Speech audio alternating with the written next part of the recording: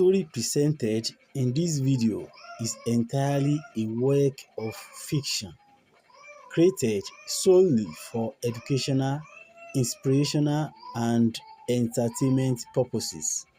All characters, names, dialogues, locations, and events are products of imagination and creative expression.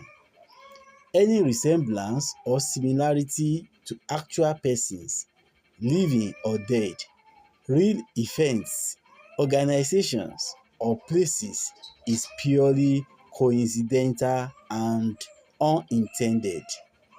This content does not reflect or represent any real-life situation, and viewers are advised not to interpret it as factual or as an account of actual events. The aim of this storytelling is to inspire, educate, and engage the audience, and not to misinform or misrepresent. Viewer discretion is encouraged.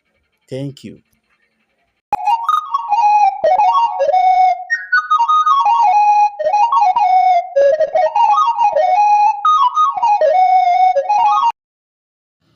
Rain drummed softly against the window pane, turning the city lights into blurred streaks of gold.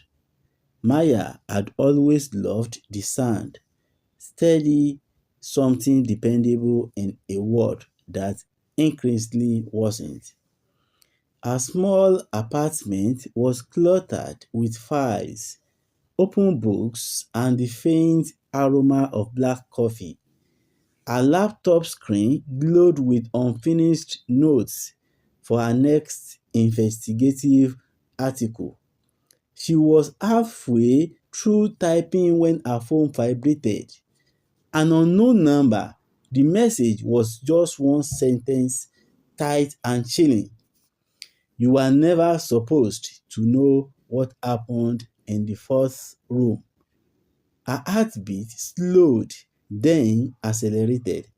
She frowned, trying to place the words. Fourth room? What fourth room? A second ding. A photo appeared.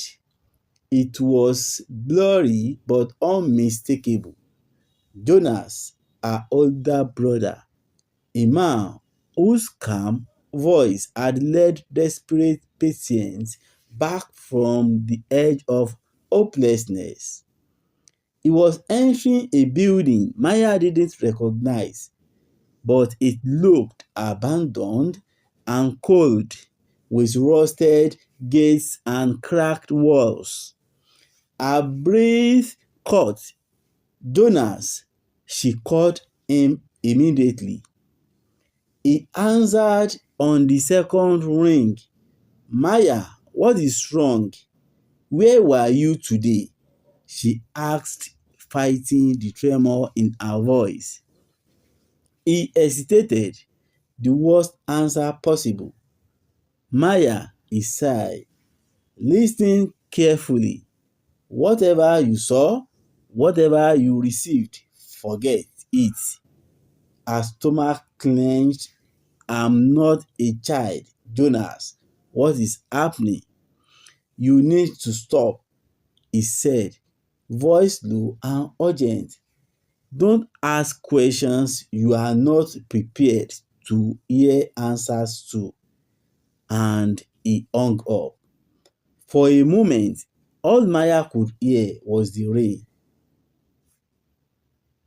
Later that night, as she pulled the curtains closed, she noticed a figure across the street, an old woman, standing impossibly still in the downpour.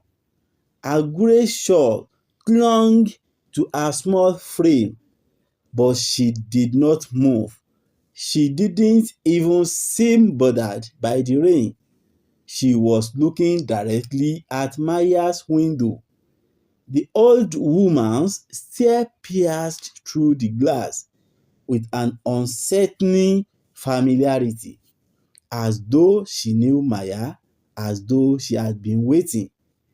Maya stepped back. The woman lifted a hand slowly, deliberately, and pointed at Maya's building. The following morning, Maya drove through the outskirts of the city, following the coordinates she extracted from the metadata of the mysterious photo.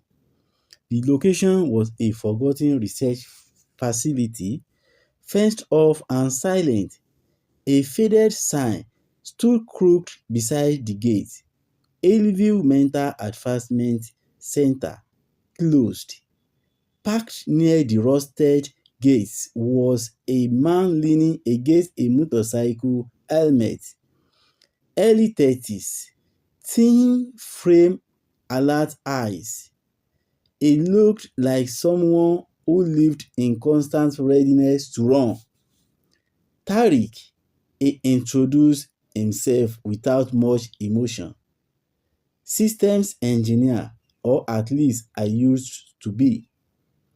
His eyes studied her as if checking whether she was strong enough to hear the truth. "You are Jonah's sister," he said, almost a statement rather than a question. "Yes, you knew him." A strange sadness softened Tariq's face. "We all knew Jonas." "What happened here?" she asked. "This place had 4 therapy rooms.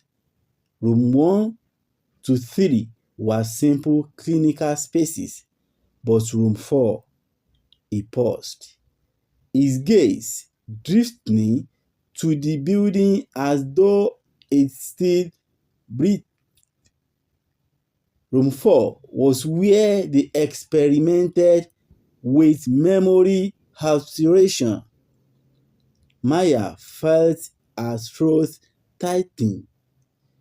"Jonas told me nothing because he doesn't remember," Tariq said quietly. His memories of that room were erased. A cold breeze swept across the compound. In the corner of her eye, something shifted. Across the road, standing by a broken signpost, was the old woman again, dripping wet though there was no rain today. "Madam Cora," Tariq stiffened. Tariq stiffened. "You know her?" "No," Maya whispered, but the woman's eyes held recognition, deep, sorrowful recognition. As Maya passed her, Cora whispered, barely audible, "Your brother is not who you think he is." Jonas resisted at first. He refused to return to Hillfield, but Maya's determination broke through his fear. After hours of arguing and emotional storms, he finally agreed. When he stepped into the abandoned facility, the air carried the faint scent of disinfectant mixed with dust. Long hallways stretched in silence. Faint echoes bounced off peeling walls. Jonas walked slowly, as though each step awakened something buried in his mind. Tariq led them deeper inside. "Strange," Tariq murmured. "The power was cut years ago, yet some circuits feel warm, as if the building had veins." As they passed each room, the atmosphere thickened. Room 1 with dusty medical bed, room 2 broken mirror shards, room 3 walls covered in faded diagrams. Then they reached the metal door with a large warning label, Room 4, do not enter. Jonah's entire body tensed. We shouldn't be here. Maya placed a hand on his arm. I need to know the truth. Tariq knelt and started bypassing the old electronic lock. Jonah's breathing grew ragged. The door clicked. It cracked open. Room 4 felt colder than the rest of the building. A metal chair with restraints stood in the center. Monitors lined the walls, cracked and lifeless. A mirror covered one full side of the room, fractured in ways that distorted reflections. Maya stepped closer to a dusty notebook on the floor. Her heart dropped. It was Jonah's handwriting. I don't. Jonas choked. I don't remember any of this. A voice came from behind them. You were never meant to. They turned sharply. Madame Cora stood in the doorway, her face a blend of grief and fear. Jonah's legs gave way and he sank onto the floor. What did they do to me? He whispered. Madame Cora walked slowly into the room. Through Though her steps were light, her presence was heavy with secrets. You are a patient, Jonas, the most promising subject, the most dangerous one. Jonas shut his eyes, fighting the flood of images trying to force their way through. You tried to expose the experiments, Madame Cora continued. You discovered that room 4 was not therapy, it was manipulation, trauma extraction, memory engineering. Maya's voice trembled. Why didn't you tell us? Why erase his memories? Madame Cora's eyes glistened to keep him alive. Tariq cleared his throat. I helped with the system. I didn't know everything, but I knew enough to understand the organization behind this place wasn't going to let any whistleblower walk free. A sudden shrieking alarm cut through the room's silence. Red light blared. A mechanical voice echoed.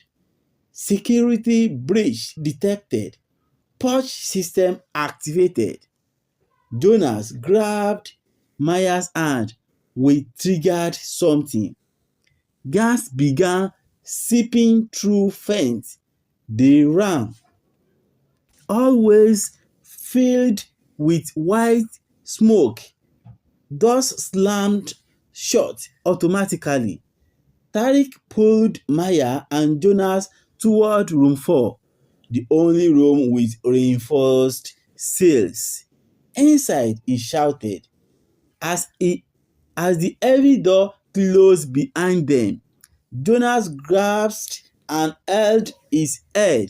Memories crashed in like a raging storm. Voices, bright light, screams, his own hands trying to escape the restraints.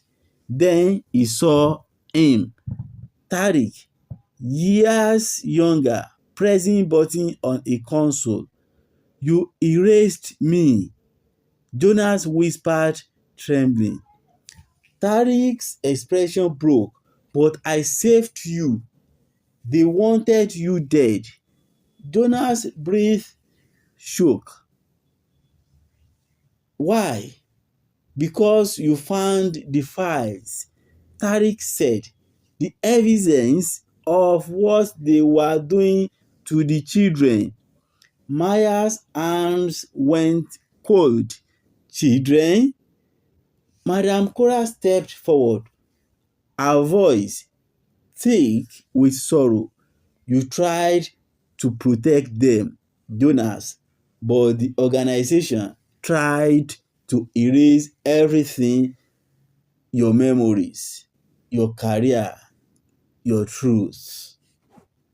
Tariq used the old system to override the building's emergency exits, but sirens intensified, walls vibrated, metal groaned.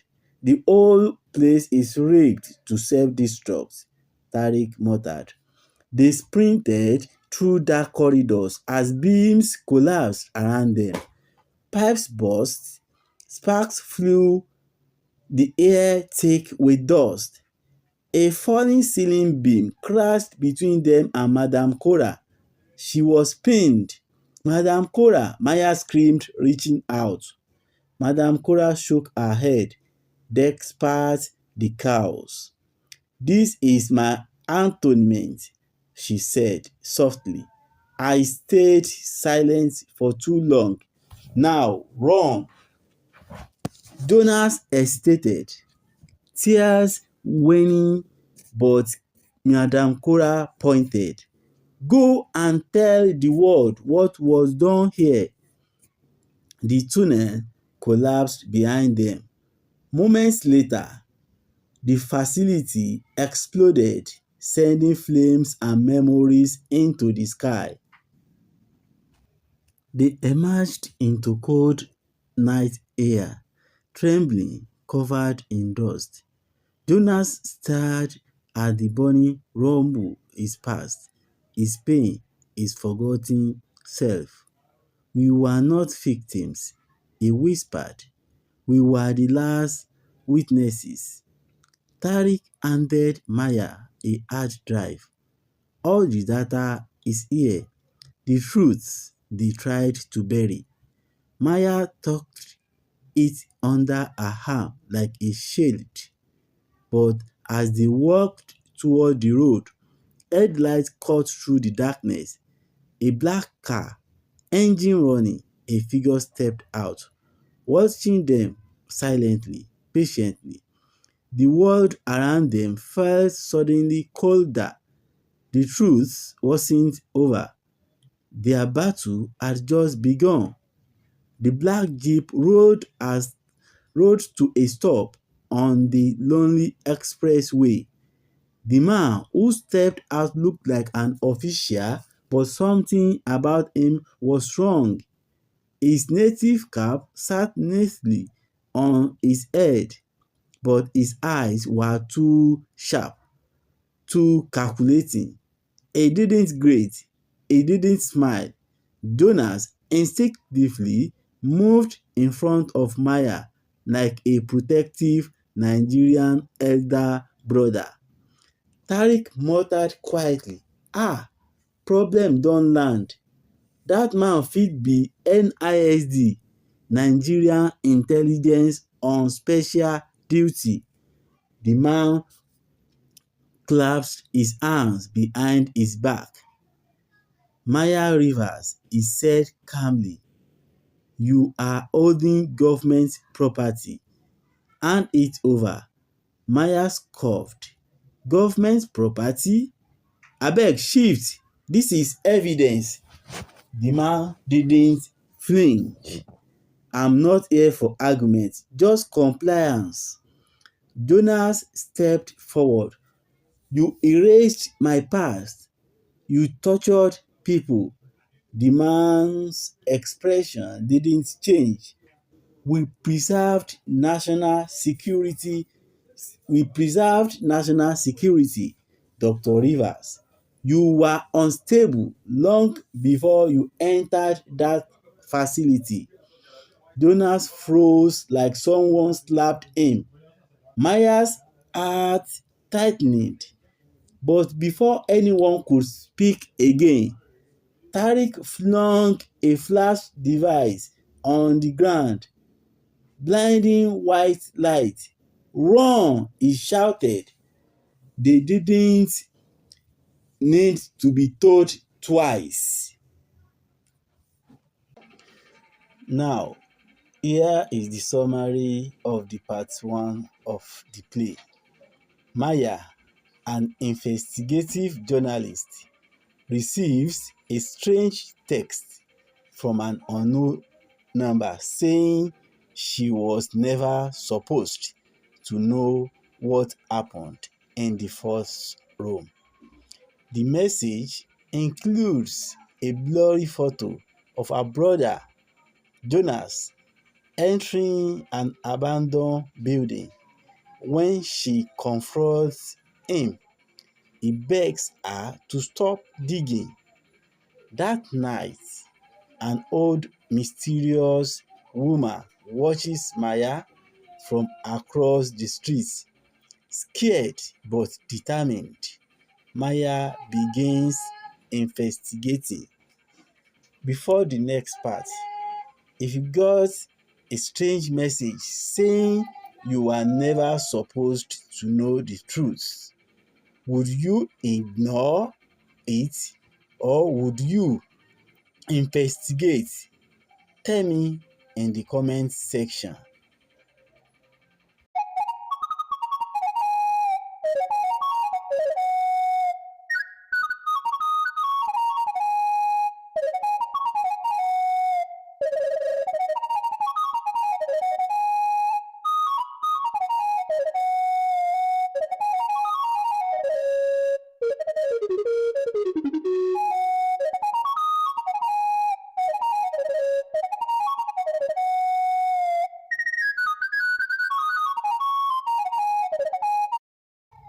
Tariq guided them through a back road down muddy path until they reached a weather-beaten bungalow hidden behind palm trees.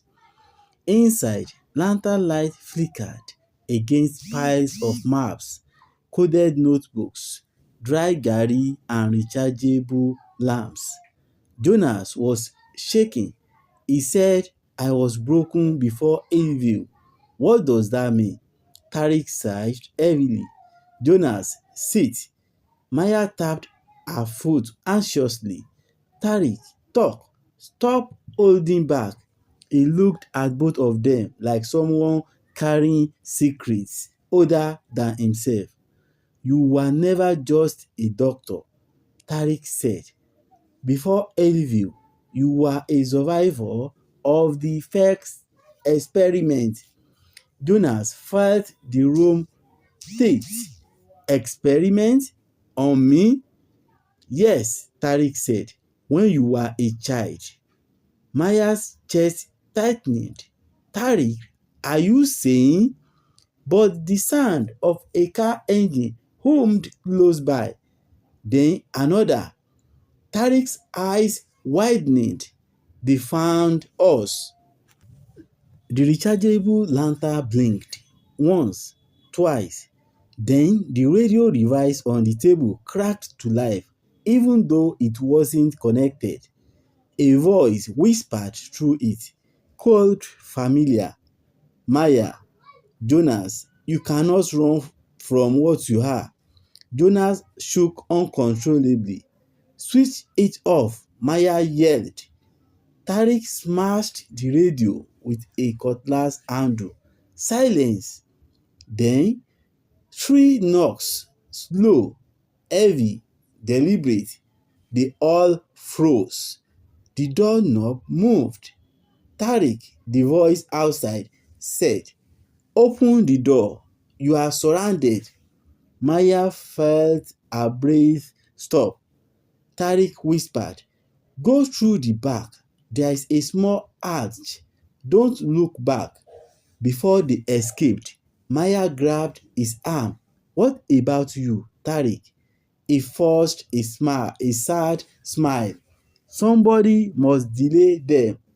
The arch closed behind Maya and Jonas just as the front door burst open. Gunshots. Tariq's scream, silence. The hidden hatch led them into a bush path behind the lagoon. Jonas was breathing hard, panicked. Tariq is dead because of me. Maya pulled him forward. No, because of the truth. They reached a quiet dirt road, but headlights emerged from both sides. Two fans, heavily tinted.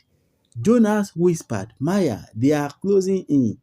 Before Maya could respond, Jonas grabbed his head and screamed. Images flashed in his mind: a white room, children crying, a metal chair, a doctor injecting something into his arm. Maya's Maya, he gasped, sweating. I think I hurt someone when I was small. Maya grabbed his face gently. Jonas, listen to me. They manipulated your memories. Don't believe anything until we see proof. The fans slowed. Searchlights swept the trees. Maya dragged him into the bush. They disappeared. They disappeared. By dawn, they reached an abandoned train terminal outside the city. Rusted zinc broken benches, quite like a forgotten shrine. Maya plugged the hard drive into her dusty laptop. A blinking light appeared. New file. Timestamp just hours earlier. A video. Madam Cora. Her voice calm, steady, sorrowful. If you are watching this, Hillview has fallen, but this is only the beginning. Maya leaned forward. Madam Cora continued. Jonas, Maya, there is something you must know. The experiments began long before your brother entered that place. They began under a secret national agenda called the video glitched, static, then Project Shadow Protocol. Jonas shook violently. I've heard that name. Where? Maya asked. In my nightmares. Maya opened her mouth to speak. The ground vibrated. A helicopter appeared overhead. Armed men landed on both sides of the terminal. Loudspeaker. Jonas Rivers, Maya Rivers, surrender immediately. Maya stood tall. No retreat. Jonas wiped his tears. No surrender. They faced the armed men together.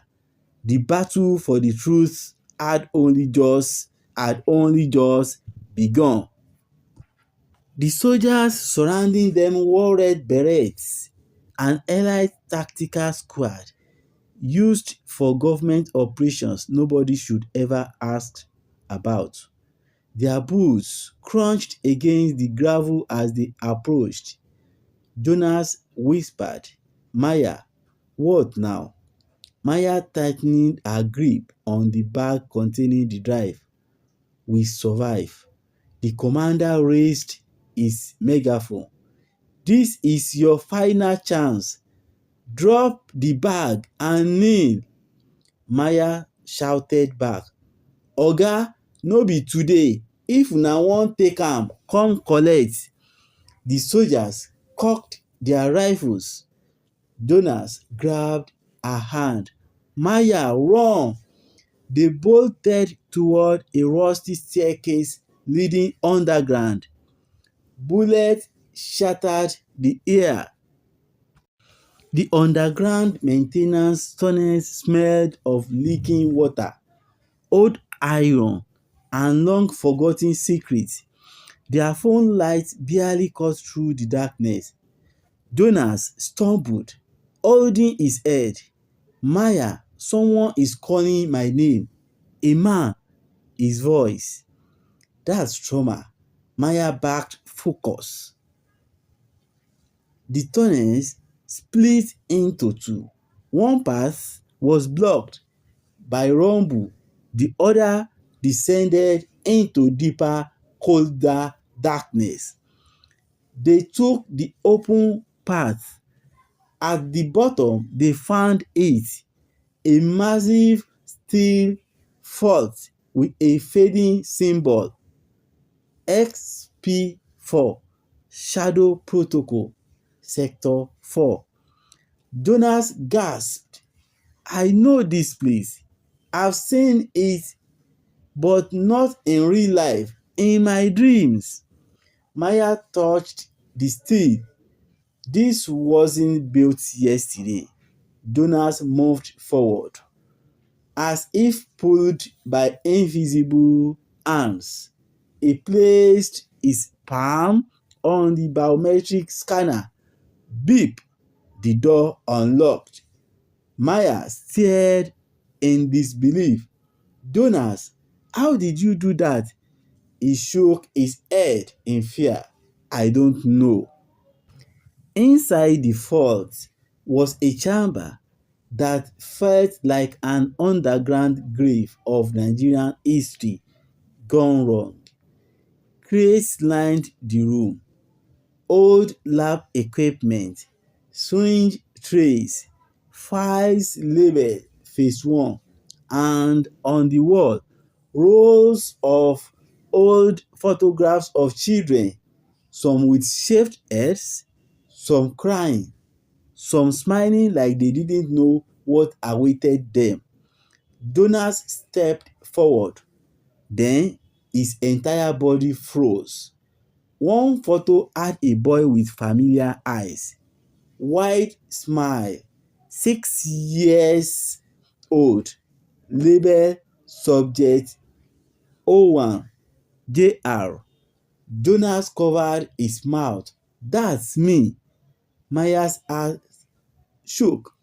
Jonas, they used you. He sank to the floor, trembling. Maya plugged the hard drive into a dusty government desktop. A single file glowed. 01 JR memory sequence. She opened it. Videos, brain scans, crying children, a clip autoplayed, a Nigerian doctor's voice. Subject 01 JR shows advanced neutral adaptation. Proceed with weekly memory wash. Increase trauma triggers. Jonas flinched, whispering, no, no, they, they broke me. Then footsteps echoed behind them. Maya spun. Tariq, barely alive, bleeding heavily. Maya, he gasped. No time. They are close. She held him up. Sit, Tariq. What really happened to Jonas? Tariq's voice dropped to a whisper. He wasn't only a victim. Jonas looked up, broken. What do you mean? Tariq pointed at the crates. That chamber was a backup system. Jonas, you were created to be their first safe weapon. Maya blinked. What? Tariq nodded weakly. When things fall apart, he is the one they trigger. Jonas felt his heart collapse. But I'm human. Tariq held his face gently. Yes, but they changed you. These are some of the things we watched in the just finished part. Maya, Jonas, and Tariq flee from Red Beret soldiers into Eden. They discover a fault labeled Shadow Protocol Sector 4. Inside, Maya finds files, children's photos, and evidence that Jonas wasn't just a victim, he was subject 01 JR. the first child used in the experiments.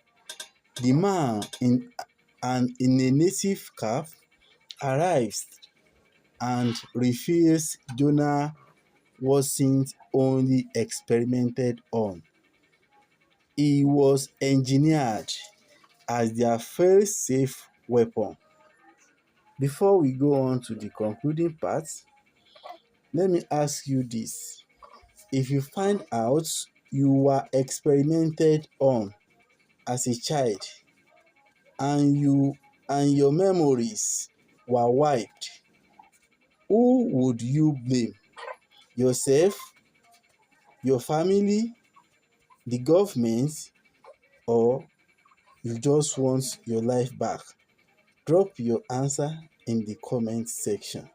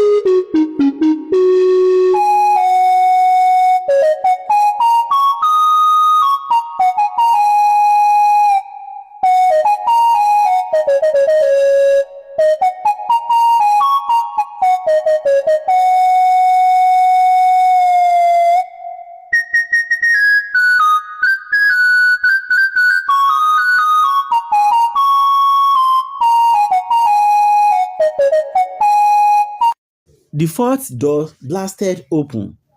The same man in the native cap stepped in, untouched, unbothered. He walked straight to Jonas. "Subject 1," he said softly, "your activation has begun." Maya stepped in front of Jonas like a lioness. "Touch him and I swear." He raised a small device. A pulse of white light. Maya flew backward into the metal racks.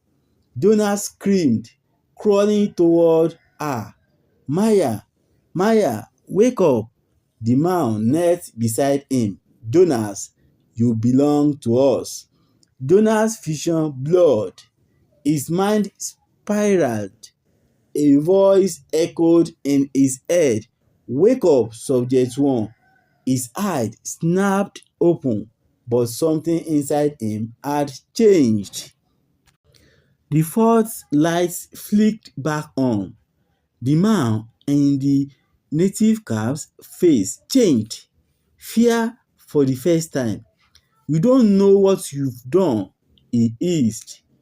"Oh, we know," Maya replied, voice shaking but steady. "We shut down your entire shadow protocol." Jonas rose to his feet, slowly, weaker but himself. "What now?" he asked. Maya nodded toward the computer. "We leak everything." Together, they connected the drive, the fault files, the children's record, the doctor's conversions, Jonas' memory log, everything. Maya clicked send, and across Nigeria, phones buzzed, newsrooms lit up, social media exploded, international agencies took notice. The truth sprinted into daylight. The man in the native cap backed away, trembling with rage. "You will burn for this, every single one of you," Tariq coughed. You first. Jonas clenched a fist.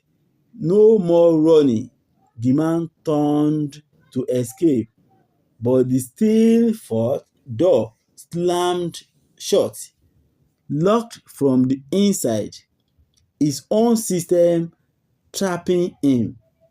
His scream echoed through the chamber as they walked away. The tunnel shook again, old generators failing, pipes bursting under pressure. "We have to leave now," Maya said, pulling Jonah's arm. Tariq limped behind them. They stumbled through the tunnels toward a terminal. Imagine just as dawn began to paint weak light across the sky. Emergency sirens wailed in the distance, soldiers confused, leaders scrambling, systems crashing under the leaked truth. For the first time in years, Jonas breathed freely. Maya placed a hand on his shoulder. "It's over." But Tariq, leaning heavily on the staircase railing, shook his head. "No, it's not over, but at least the world knows." Jonas looked back at the terminal entrance. Dark quiet no longer haunting him. "What happens now?" Maya smiled faintly. "We decided that ourselves." Later that week, headlines filled every corner of Nigeria. Secret memory project exposed. Children's experiments linked to shadow protocol. Government disowns elite Red Beret unit. Jonas sat quietly on the balcony of Maya's apartment. Lagos traffic hummed below, normal life, vibrant and chaotic as always. Maya joined him with 2 cups of steaming tea. "You are free now," she said softly. Jonas looked at her eyes clearer than they had ever been. "Because of you." Tariq called them from the hospital that morning. He would recover slowly but surely. He even joked about writing a book titled "How Not to Escape Government Experiments." For the first time in a long time, they laughed. A soft knock came from the door. Maya opened it. An old woman in a faded wrapper stood there. Madam Cora, alive, her eyes were tired but peaceful. "You did well," she said. "All of you." Jonas stepped forward. "I Am I truly free?" Madam Cora touched his cheek gently. "You were never their creation. You were always God's child. They only tried to distort what they could never own." Jonas exhaled deeply. It was the breath of a man reborn. Madam Cora smiled at Maya. "Take care of him." Then she walked away, disappearing into the Lagos morning crowd like a guardian whose task is finally done. Weeks later, Maya's article shook the entire world. Jonas became an advocate for survivors of secret state abuses. Tariq testified at a global inquiry, and the man in the native cap, his face and identity became synonymous with one word, traitor. But for Jonas, the real victory wasn't exposure, it was reclaiming himself. One quiet evening, he stood on Third Mainland Bridge, watching the lagoon shimmer under the orange sky. Maya joined him. "Are you okay?" she asked. Jonas smiled, genuine, soft, finally. "Oh, I'm more than okay. I'm finally me." The wind rushed across the water, warm and alive. The city moved, ate, lived, and their story, once buried in shadows, became a lighthouse for those who still suffered in silence. It ended in darkness but continued in light. Thank you so much for staying with me till the end of this story. Your time, your attention, and your presence here mean a lot. Every comment you drop, every like, every shared moment of engagement, it all helps this storytelling journey grow, and I'm truly grateful for you. I hope this story added a little light, reflection, or inspiration to your day. Stories remind us that we are all connected, learning, evolving, and finding strength in our experiences. As you go about your day or night, I want you to remember that your own story is unfolding beautifully, even on days when it doesn't feel like it. Thank you again for being part of this community. I appreciate you more than words can say. Until the next story, stay encouraged, stay hopeful, and keep becoming the best version of yourself. See you soon. The story presented in this video is entirely a work of fiction, created solely for educational, inspirational, and entertainment purposes. All characters, names, dialogues, locations, and events are products of imagination and creative expression.